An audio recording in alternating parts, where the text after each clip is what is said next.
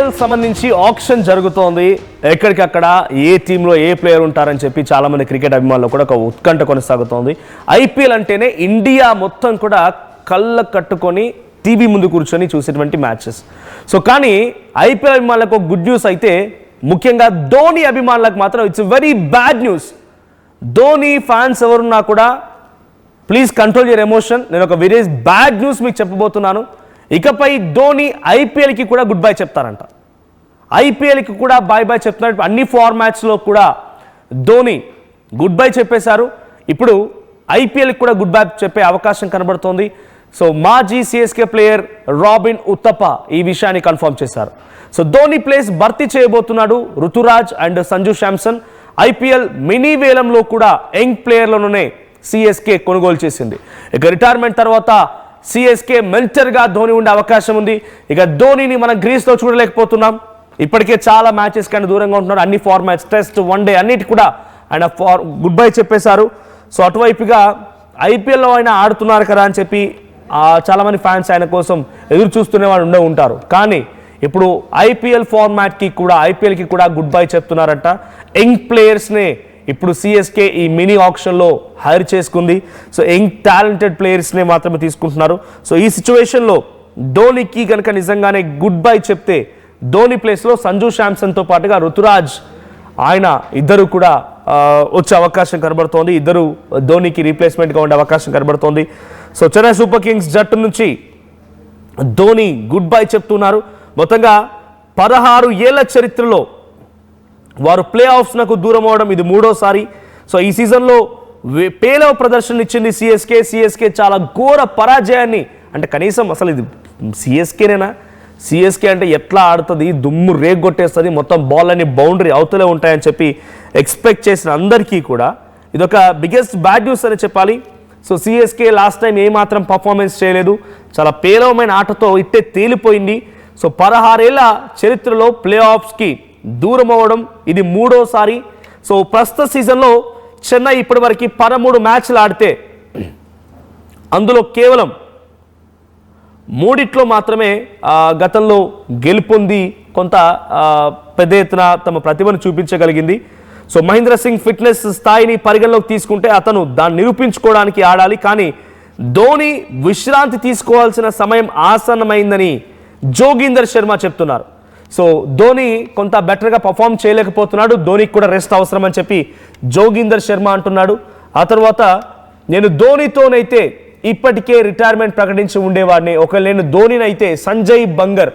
So ఆయన ఏం చెప్తున్నారంటే, ఒకవేళ కనుక నేను ధోని ప్లేస్లో ఉంటే నేను ఇప్పటికే రిటైర్మెంట్ ఇచ్చేవాడిని. సో జట్టులో మార్పు అనేది కంపల్సరీగా అవసరం. సో ధోని రిటైర్మెంట్ తీసుకోవడానికి ఇది సరైన సమయం అంటూ కూడా ఆయన లాస్ట్ టైం సిఎస్కే ఘోర పరాజయాన్ని చవి చూసినప్పుడే సంజయ్ బంగర్ కామెంట్ చేశారు.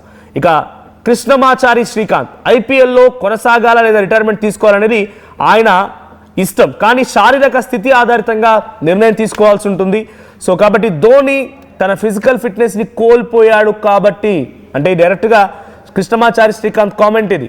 సో ధోని తన ఫిజికల్ ఫిట్నెస్ కోల్పోయాడు కాబట్టి ఆయన గుడ్ బై చెప్పడం ఉత్తమం అనేది ఆయన చెప్తున్నమాట.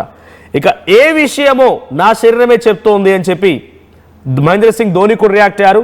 నేను వచ్చే ఐపీఎల్ సీజన్లో ఆడాలా లేదా అనే విషయం నా శరీరమే నాకు చెబుతోంది, నా ఫిజికల్ ఫిట్నెసే నాకు చెప్తుంది అనేది గతంలోనే ధోని చేసిన కామెంట్స్. నేను చెప్తున్నామని కూడా గతంలో ఎవరెవరు ఏ కామెంట్ చేశారనేది. అయితే ఈసారి ధోని ఐపీఎల్ సీజన్లో లేకపోవచ్చు, లేడు, ఇక రాడు అనేటువంటి వార్తలే ప్రధానంగా చర్చ జరుగుతున్నది. So CSK Ruturaj and Sanju Samson లాంటి వారిని హైర్ చేసుకొని వారిని ధోని ప్లేస్లో రీప్లేస్ చేయాలని ఆలోచిస్తుందన్నట్టుగా తెలుస్తోంది. సో చాలామంది సంజయ్ బంగర్, కృష్ణమాచారి శ్రీకాంత్ అండ్ మరికొంతమంది సెలబ్రిటీలు, క్రికెట్ స్టార్లు, జోగిందర్ శర్మ అండ్ ఇంకొంతమంది కూడా ఈ విషయం పైన కామెంట్ చేస్తూ ఉండడం మనం రీసెంట్ డేస్లో చూసాం. సో గత సీజన్లోనే ధోని ఫిజికల్ ఫిట్నెస్ పైన చాలా సంచలనమైనటువంటి వార్తలు చర్చనీయాంశంగా మారాయి. ఫిజికల్ ఫిట్నెస్ లేదు అని కొందరు, ఆయన రిటైర్మెంట్ తీసుకుంటే బెటర్ అని ఇంకొందరు, ఆయన ఇక్కడైనా గుడ్ బై చెప్పి కొత్త వాళ్ళకి అవకాశం అని ఇంకొందరు, ఇలా రకరకాల వ్యాఖ్యలు రావడంతో ధోని కూడా ఒక రకంగా డెసిషన్కి వచ్చేసారంట. ఇక్కడ ఐపీఎల్ ఆడును అనే డెసిషన్కి వచ్చేసారంట. ఈసారి సిఎస్కే టీంలో ధోని ఉంటారా లేదా అనేది మాత్రం చాలా పెద్ద ఎత్తున చర్చ జరుగుతోంది. సో ఈ విషయం పైన అసలు ఇప్పుడు జరిగేటువంటి ఈ అంశాలపైన సిఎస్కే ప్లేయర్ రాబిన్ ఉత్తప్ప ఓ కామెంట్ చేశారు. సో అదే ధోని ఇక మ్యాచ్లో ఉండకపోవచ్చు, ధోని ఇక గుడ్ బై చెప్తున్నారు అని చెప్పి ఆయన చెప్పారు. సో వచ్చే ఐపీఎల్ సీజన్లో నేను ఆడలేకపోవచ్చు అనేటువంటి విషయాన్ని గతంలో ధోని కూడా కొంచెం డౌట్ఫుల్గానే చెప్పుకొచ్చారంట. సో ప్రస్తుతం ఐపీఎల్ సీజన్ తర్వాత, అంటే గతంలో జరిగిన ఐపీఎల్ సీజన్ తర్వాత 6 నుంచి 8 నెలల సమయం ఉంటుంది. అప్పుడు నేను కనుక ఫిజికల్గా ఫిట్ అయితే ఓకే, నేను ఆ స్ట్రెస్ని తట్టుకోగలుగుతున్నాను అనుకుంటే ఓకే, లేదు అని అంటే గుడ్ బై ఇక. సో 2008లో ధోని ఐపీఎల్లోకి ఎంట్రీ ఇచ్చాడు. అప్పటి నుంచి ఇప్పటి వరకు 277 మ్యాచ్లు ఆడాడు. 5439 స్కోర్ చేశాడు ఆయన. సో దాంట్లో వ్యక్తిగతంగా అత్యధిక స్కోర్ ధోని చేసిన దాంట్లో ఈ సీజన్ మొత్తం అంటే ఐపీఎల్ హిస్టరీలోనే 87 ఆయన హైయెస్ట్ స్కోర్. సో 24 హాఫ్ సెంచరీలు చేశాడు, 375 ఫోర్స్ అంటే 375 ఫోర్లు కొడితే 264 సిక్స్లు కొట్టాడు. సో స్ట్రైక్ రేట్ వచ్చేసి 135.17. సో ప్రజెంట్ మీరు విజువల్స్లో చూస్తున్న దాంట్లో ఆప్షన్లో సిఎస్కే ఎవరెవరిని హైర్ చేసుకుంది అనేది. సో కార్తిక్ శర్మ 14 కోట్లు, ప్రశాంత్ వీర్ 14 కోట్లు, ఇద్దరికి సరిసమానంగా వారిద్దరిని హైర్ చేసుకున్నారు. సో వీరిద్దరే సిఎస్కేలో ఒక మంచి ప్లేయర్స్, బ్యాట్స్మెన్గా రాణిస్తున్నవారు. సో రుతురాజ్ అండ్ సంజు శాంసన్స్ని ఇద్దరిని హైర్ చేసుకొని సిఎస్కే ధోని ప్లేస్లో రీప్లేస్ చేయాలనుకుంటోంది. మరి ధోని అంటే డెఫినెట్గా ప్రపంచవ్యాప్తంగానే అభిమానులు ఉన్నారు, ఏ దేశమైనా సరే వ్యక్తిగతంగానే అభిమానులు ఉన్నారు. అటువంటిది ఈ కొత్త ప్లేయర్స్ లేదంటే ఆయన స్థానంలో ఎవరు వచ్చినా కూడా ఆ స్థాయిలో పర్ఫార్మెన్స్ చూపించగలుగుతారా, టీంని ఆ స్థాయిలో హ్యాండిల్ చేయగలుగుతారా? టీమిండియా క్రికెట్ కెప్టెన్గా ధోని డెఫినెట్గా ఫర్ఎవర్ ఆయన ఒక బ్రాండ్ అది. సో ఎవరు ఎంత పర్ఫామ్ చేశారని విషయం పక్కన పెడితే Dhoni is a brand. So ఆ బ్రాండ్ని రీప్లేస్ చేయడానికి ఈసారి సిఎస్కేలో ఎవరు రంగంలోకి దిగుతారో చూడాలి. సో ప్రజెంట్ ధోని ఫ్యాన్స్కి మాత్రం it's a very bad news. So ఆయన చెప్పినారు గత సీజన్లోనే, నేను మళ్ళీ నెక్స్ట్ సీజన్ స్టార్ట్ అవ్వడానికి ఒక 6 to 8 months టైం ఉంది, ఆ టైం కల్లా నేను రీప్లేస్ చేసి నా ఫిజికల్ ఫిట్నెస్ని నేను గెయిన్ చేసుకోగలిగితే ఓకే, లేదంటే మాత్రం నేను గుడ్ బై చెప్తానంటే మాటని డౌట్ఫుల్గా ఆయన కూడా చెప్పుకొచ్చారట. మరి ఆయన ఉంటారా లేదా అని చూడాలి. బట్ ధోని ఫ్యాన్స్గా మీ అభిప్రాయం ఏంటి? కామెంట్ చేయండి. చరిత్ర సృష్టించినోడు ఇప్పుడు ఆ చరిత్రని తిరగరాయబోతున్నాడు.